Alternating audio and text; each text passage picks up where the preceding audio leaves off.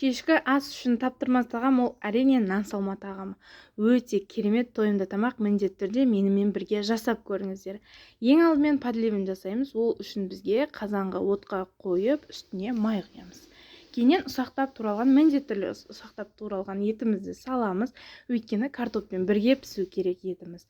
Салып кішкене қуырамыз, су шығып өзінің суы тартылғаннан кейін үстінен пияз саламыз.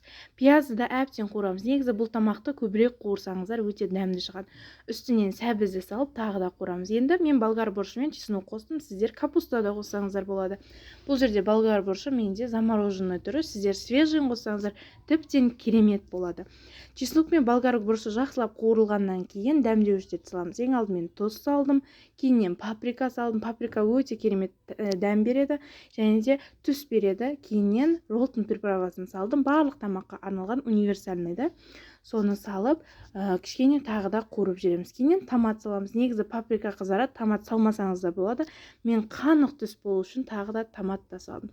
Осыны да тағы жақсылап қуырып жібереміз.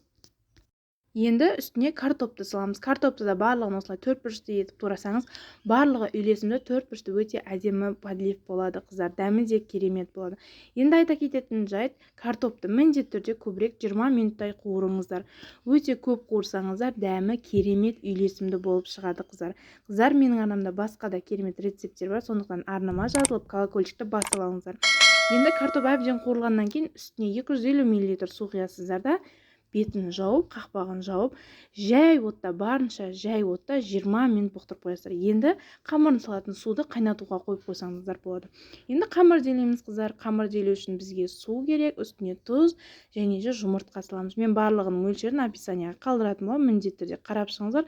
Басқа да плейлисттерді қалдырамын, сол жерден өзіңізге ұнаған таңдап алып көрсеңіздер де болады, қыздар.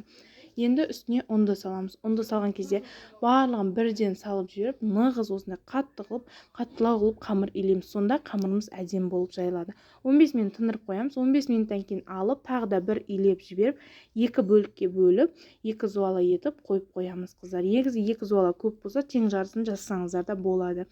Енді осы қамырды сағат тіліне қарай домалақтап, өте әдемі етіп жайып шығамыз. Жұқалау болса жақсы болып шығады, қыздар. Осылай жұқалығы осындай болу керек.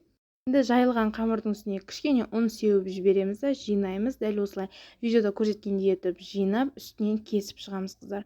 Дәл осылай болады. Өзіме ыңғайлы үшін бұл қамырды ортасынан екіге бөліп алып, әр бөлікке ұн сеуіп жабысып қалмас үшін ұн сеуіп осылай орап, дәл осындай пішінде 1 сантиметрде етіп кесіп шығамыз, қыздар.